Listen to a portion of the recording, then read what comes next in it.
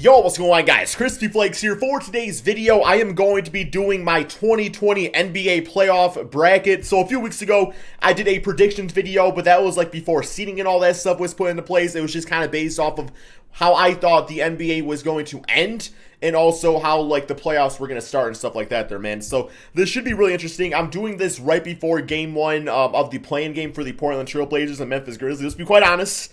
No matter who wins that game, let's just say my choice for that bracket's really not that different out there, man. Okay, so before we get going on this video, I need to ask you guys if you can drop a like on it, man. 1,000 likes is always the goal. And also, man, I feel like my subscriber button has been broken on my channel. People said that they're not getting notifications and stuff like that. So if you're new to the channel, if you guys can hit that subscribe button, it would be greatly appreciated, just so I know it's working again. Somebody was saying like error or something like that. So I don't know, man. YouTube doesn't want me to be great, I guess, guys. It is what it is. I love basketball. I love talk about basketball. That's what it's all about in the end of the day. Okay, so I am using a very prestigious website here to actually fill this out. So, just beware. Might be a little too advanced for some of you guys out here. I'm using Paint. I got a picture of the bracket right here, man. So we're getting really crazy with it, okay? Okay, so let's start with the Western Conference. I feel like I usually start with East. We're going to do West this time here, guys. Okay, so we got the first seed Los Angeles Lakers against the 8th seed Portland Trail Blazers or Memphis Grizzlies. Like I said, I'm making this before the game starts. So my prediction is that Portland is going to win and end up being, the number 8 seed. Or they are going to lose, the first game and then win the second game. I don't see Damian Lillard losing 2 games, guys, if I'm being honest. But then again, man, maybe it's a bad take now, right? We watch this and be like, yo, bad take, Crispy. But no, I think if the Lakers were to play Memphis, Ja Morant might be good for 1 win because they don't really have anybody on that team that can stop Ja. Now, with that being said, the Memphis Grizzlies don't really have anybody that can stop Anthony Davis or LeBron James, so very well could be a sweep. But I could see them getting at least 1 game out there. I just feel like Memphis has that type of hustle. Of course, not having Jaren Jackson Jr. kills the team. I mean, yeah, they got Brandon Clark. He's great. Jonas Valanciunas. But I think they'd be good for 1 win. The Portland Trail Blazers, I think, would be a little bit more interesting. They definitely don't have anybody that can stop Damian Lillard. And while Anthony Davis is the top 2-3 big guy in the entire NBA, it's like Nurkic and Hassan Whiteside, like that's something to put on him. I mean, I feel like those guys could at least somewhat contain Anthony Davis. So instead of going for 50, he might go for like 37 or something like that. But once again, nobody that can really stop LeBron James on the Portland Trail Blazers, while they do have Damian and CJ McCollum. I do ultimately think that game, like that series, I could see going to 6. I could see Damian being good for 2 games against the Los Angeles Lakers, but ultimately speaking, guys, I do have the Lakers, big old L right there, moving on to the second round. And then we got a series that is actually the series I'm looking forward to the most in the Western Conference. That is going to be the OKC Thunder and the Houston Rockets. This one should be really interesting out here, man. Of course, Russell Westbrook, I believe, is going to be missing the first few games, which is not great. But at the same time, the Rockets still have, like, Austin Rivers been playing outside of his mind as of late. I think he just had, like, a 37-point game the other day or something like that. So he's been playing some really good basketball. It could be interesting. You still have James Harden, MVP, out there. And it's like, the small ball will be interesting. It might negate some of the things Steven Adams can do out there. You look over on the Thunder side of things. Of course, they got Chris Paul, who is an all-star this season. Shea has been, like, playing good basketball. He just has not really been shooting that well out there, so it makes you a little nervous about that. But if I had to be quite honest here, man, I don't know how many games Russell's going to miss. I'm going to guess probably like 2. And you got to think that the OKC Thunder is good to win one of those games without Russell Westbrook at least, right, man? I could honestly, just 2 hardworking teams out there, I could see this one going to a Game 7. I really could see that. The Thunder have been, counted out since the beginning of the season, and hey, they're here, right, man? But I will say, when it comes down to that Game 7, I do think James Harden and hopefully a healthy Russell Westbrook do prevail, and Russell gets the W against his former team, the OKC Thunder. It's going to be so much fun to watch there, guys. But I do have the Rockets moving on to the second round of the NBA playoffs. Probably, like I said, in a Game 7, maybe a Game 6, we'll kind of see. But like I said, I feel like with Russell out, it's going to make things a lot more interesting over there. Okay, next up we have the Denver Nuggets and the Utah Jazz.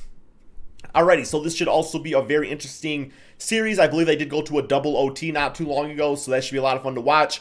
I will say my deciding factor, because it's like Donovan Mitchell, Rudy Gobert, they're going to bring it. Jokic and Jamal Murray, they're going to bring it. It's going to come down to the rest of the guys.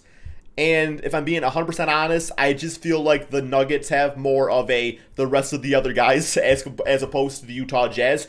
Michael Porter Jr. has literally been playing like the best rookie in the entire bubble out there. He's been scoring, I think he had like multiple 30-point games or something like that. And I think he actually hit like a 30-point, 15 rebound, 5 assist game, something crazy like that, man. Bobo's been looking pretty solid out there. Of course, the Utah Jazz, they do have, Mike Conley's a veteran. Hopefully he can, really be solid for them in the playoffs. They got Jordan Clarkson, one of the best 6 men in the entire NBA. I still feel like, not having Bojan out there is going to hurt them a lot come playoff time, just like, because the playoffs, it's a whole different beast out there, right? You need those guys that can consistently score. If you don't have them, it's not great. So I see this one probably going to like 6 games, but I do think the Denver Nuggets beat the Utah Jazz 4-2 and move on to the second round of the playoffs. Okay, next up, we got the Clippers and the Mavericks. So the Clippers have definitely been very like nonchalant, for these for these bubble games.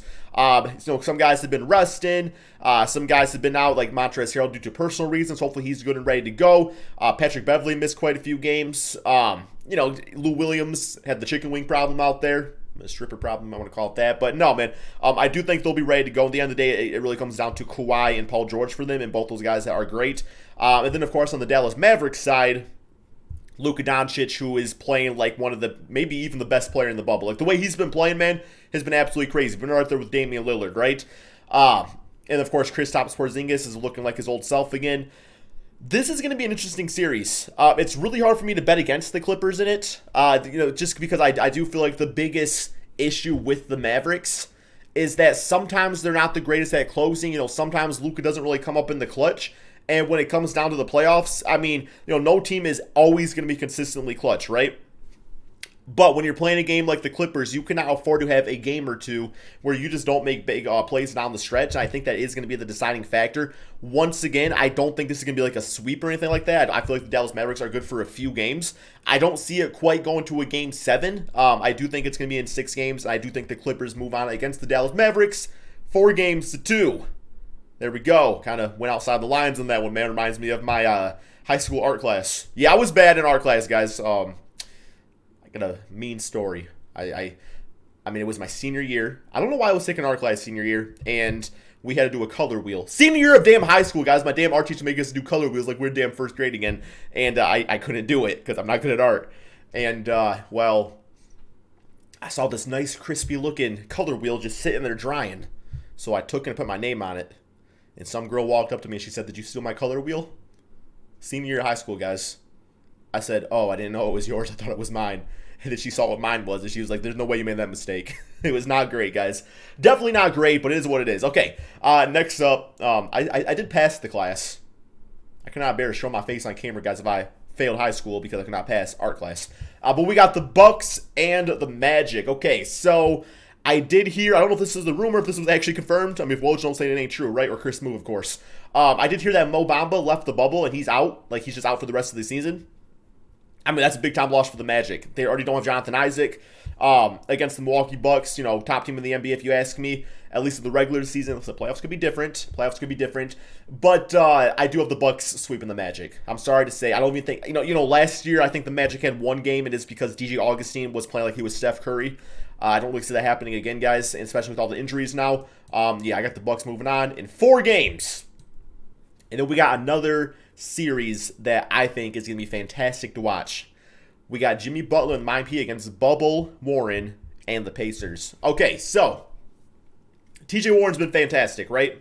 I mean, the guy playing out of his mind. He had multiple 30-plus games, had like a 50-point game. But he does struggle against the Miami Heat. I don't know if it's just a thing of like Jimmy Butler getting in his head. I don't know if he's trying to do too much now. He feels he needs to do too much against, Jimmy Butler. But he does struggle against the Miami Heat, guys. The Heat, I think, have one of the most, just like from top to bottom, best rosters in the entire NBA. Tyler Hero is looking like he's really breaking out into, really going to be one of the better NBA guards going forward. Of course, they got Jimmy, they got Bam out there. As far as I know, they don't really have any major big-time injuries. Like, everybody's good to go. But for the Pacers, Oladipo is looking good again. I don't know if he's 100%. But, of course, they did lose Sabonis, he's probably gone for the season, right? I don't know if that's been confirmed yet, but he's got plexicurphlantitis. And I guess TJ has that too now, but it's not as bad. But ultimately speaking, I don't really like the matchup of the Heat, or I'm sorry, the Pacers, like their big guys trying to stop Bam with those guys out there, man. I mean, Miles Turner's great and everything like that, but beyond that, it's going to be a little interesting. It's not going to be the worst, but I just feel like the Pacers are kind of cursed this season, man. And, just if TJ was playing against any other team, I'd be like, okay, well, you got a 40-point per game scorer right there. But he just struggles against the Heat, guys. I could see this one going to a 7-game, and I could really see it going either way. But I just feel like Sabonis, the loss of him, is really going to be felt in the playoffs. And I do have the Miami Heat moving on in 7 games against the Indiana Pacers. But it's going to be one hell of a series. I can't wait to watch it. Okay, next up, Celtics and Sixers. This one is going to be a lot more interesting than people think out there. Of course, the Sixers do not have Ben Simmons. He's out for the season. But they do have a healthy Joel Embiid. We were a little nervous about that. Like, nobody was quite sure if he was just kind of like, taking the last few games off to rest that ankle or what it was. But regardless, man, like, they still have a hell of a team. Al Horford's a veteran. You got Shake Milton out there, who's a very serviceable guard. Of course, you got Tobias Harris, Matisse Thybulle. And then for the Celtics, I guess the big worrisome is that, who exactly is going to stop Joel Embiid. I mean, Daniel Tice is not that bad, guys. Like, he holds his own out there. You got Robert Williams, who is, 6 fouls right there. I mean, he's a 6'10" guy that can throw some shots back. You got Enes Kanter, who's a big boy out there, man. But regardless, I don't really see the Celtics stopping Joel Embiid. I think actually the best case to go against the Sixers is make everybody else beat you. Go out there, double team Joel if you need to. Or just let him go off. Let him go off and kind of contain everybody else and see how that works out for you, too. I feel like that could be a good little strategy. Meanwhile, on the Celtics side, you got some of the best scoring trios in the entire NBA, guys. You got, not even trio, man, like quadruple out there. You got quadruple out there, bro. You got Kemba, you got Jalen, you got Jason, you got Gordon. Those guys are so good. You got Marcus Smart, who I think is one of the most underrated players in the entire NBA. I feel like Ben Simmons, the loss of him and just what he brings, not only really playmaking-wise, but also defensively, is going to be felt greatly by the Sixers. I got the Celtics winning this one, guys. I don't think it goes to a Game 7 either. I do think the Celtics are going to win 4-2 and move on. I have a lot of 4-2 out here. I feel like a lot of these first-round matchups, they are actually very close. They are very close out there. Next up, we got the Raptors against the Nets. Okay, so the Nets were like the one of the 2 teams in the East that got a chance to be in the playoffs. It was either the Washington Wizards. Caris LeVert's been looking good. The thing, though, is that this is literally the worst possible matchup for the Nets because while the Nets are really from top to bottom the weakest team in the playoffs, no doubt. Like, they got Caris LeVert, Joe Harris is fine, Jared Allen. Is Jared Allen even playing? I don't know, man. But regardless, like, they're going against a team that has, like, probably the first or second best depth in the entire NBA in the Raptors. And that's going to hurt them bad, guys.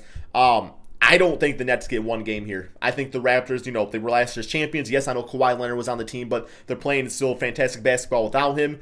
I do have the Raptors sweeping the Nets, guys. I think it's going to happen. Okay. Now we got, now we're at the point of the video where feelings start to get hurt, man, because, everybody's got their, especially the big fan bases, got their team moving on to the second round. But y'all got to remember this, man. Like, people do not remember this when it comes to these type of videos. Only one team can win.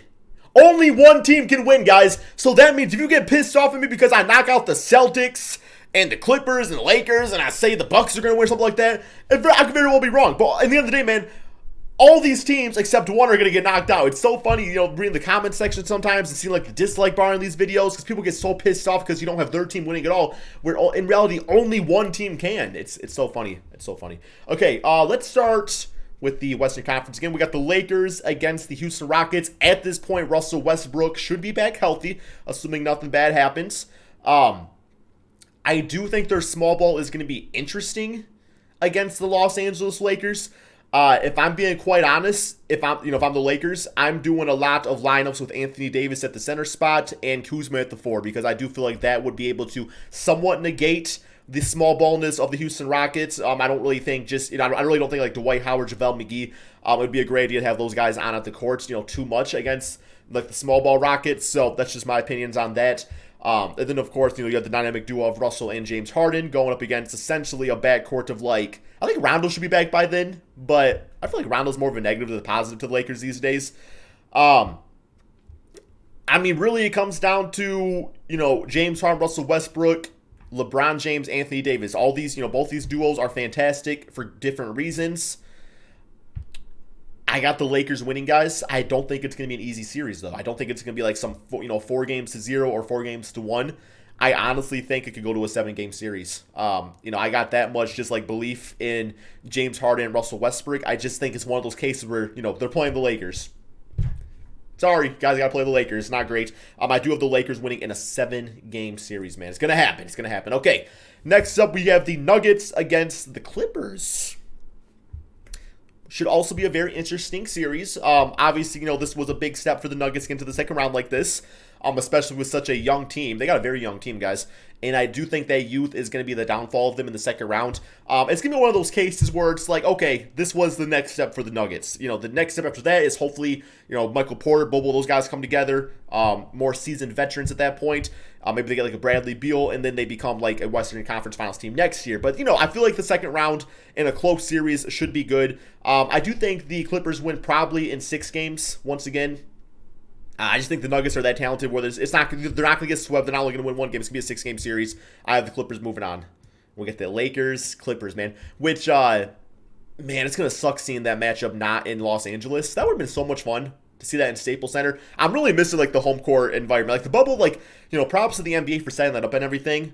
But I really miss, like, just, like, the arenas. It's just, it adds so much of an element, like, fan bases. Like, the virtual fans, it's cool and everything. It's fine. But I miss the old stuff, guys. I miss the old stuff. Okay, next we have the Bucks against the Heat. So I will say, out of any team in the Western Conference to really like match up pretty nicely against the Bucks, I do think it actually is the Miami Heat. Just because, Bam being like a 6'8", 6'9", very versatile big guy, can do like some things against Giannis. Nobody's going to completely contain Giannis. I mean, you might have like one game where you hold him to a pretty bad shooting night, but for the most part, over the course of a series, he's going to put up big time numbers, right? Of course, Jimmy Butler and Chris Middleton, that's a fun little matchup too. Then, of course, you got the young guards of the Miami Heat, Kendrick Nunn and also Tyler Hero. Of course, you got a veteran Goran Dragic going up against Eric Bledsoe and like Dante DiVincenzo. 6-game series. I don't think the Bucks take care of the Heat very easily, but I do think the Bucks do win. I don't think it's a 7-game series like the Heat Pacers one. Did I say? I think I said 7 games for that, right? I think it's another 4-2, guys. I'm going to go with the Bucks over the Heat, 4-2. Sorry to say, Heat fans, but like I said, only one team can win it, and you're going against Giannis. I know it's not fair, but it kind of is because that's how the seeding works. All right, next we got the Celtics against the Raptors. This is definitely going to be a 7-game series, no doubt in my mind. Ooh, it's a tough call. This is probably, I would say out of this entire chart, this is the toughest call. I really like the Raptors, but I also really like the Celtics. Man. I have literally a coin flip. Does anybody have a coin, guys? Does anybody have a coin? 7-game series, 2 extremely talented teams, so much depth, great coaching. How do you pick, man? It very well could come down to a final shot again. I guess my initial thought, just the forces of the basketball worlds, is leading me towards the Celtics. And a while back ago, I would have said the Raptors. I don't know why, but it's the Celtics, in my opinion. That's who I have moving on here, guys. Going to the Eastern Conference Finals, it just feels like that season for them. And while the Raptors do have some of the best depth in the NBA, Pascal's great. He's a top power forward in the NBA. A-top, not the top, A-top. They got Fred VanVleet, got Kyle Lowry, of course. I do feel like there's, I don't know, man. I don't feel great about it, but I don't feel bad either. All right, here we go. We got Bucks, Celtics, Lakers, Clippers. Okay, so let's start with the the Eastern Conference. Okay, so for the Celtics to get to the conference finals is going to be a big-time accomplishment for them. With that being said, I do think, Giannis has a lot to prove this year. I feel like this man's been ready to go since day one. I don't really see the Celtics getting past the Bucks. This is going to be a hell of a series. Once again, it could be a Game 6, Game 7 series. But, I'm just picking Giannis, guys. I got the Bucks moving on to the NBA Finals. And it's almost like the same scenario with Jason Tatum as I said with like the Nuggets, where it's just like this guy we can see a superstar, forming before our eyes, right? Like he is just really going to be like next year he's going to be probably a top 10 player, maybe even like a top five. We'll see about that, maybe a top 6. Like consistently throughout the season. But I just feel like he needs to have that big time Eastern Conference loss against the Bucks, and that's just going to feed him and drive him this NBA offseason. And then we got the Lakers Clippers. Once again, Kawhi, Paul George, LeBron, Anthony Davis. You can't really go wrong with either of those duos. So I think at that point it comes down to the rest of the roster. And the rest of the roster being, the Clippers having way more depth than the Lakers. I do think that's going to be a big part of it. I'm sorry, man, but, I know people say they got LeBron, but it's like they got Kawhi Leonard over here. They got Paul George. They got Anthony Davis. It's like, it's so close, but it's going to come down to the rest of the team. And, like that is, I know LeBron's be playing like 40 minutes a game, but it's still going to be coming down to like one of those other guys going when it's like, okay, well, you have Taylor, Horton Tucker, whoever the hell the guy's name is. You got him coming into the game. And then you have, like Lou Williams and Montrezl Harrell. To me, it's kind of a toss-up at that point, guys. But, no, it's not. It's going to be the Clippers. We got Clippers-Bucks NBA Finals here, man. And then, who do I got winning it all? Well, it's the team I said at the beginning of the season. Assuming health is a thing, and they stay healthy, in 7 games, I have the Clippers winning it all, man. I have the Clippers winning in 7 games versus the Milwaukee Bucks. Giannis gets upset, leaves the franchise, requests a trade, and Kawhi Leonard wins a 3rd championship, 3rd Finals MVP with a 3rd different team. Thank you all so much for watching. Please don't hate me too much in the comment section below, although I can already see the dislike bar. I can already see it, man. But that's what we got. Thank you all so much for watching. Peace out.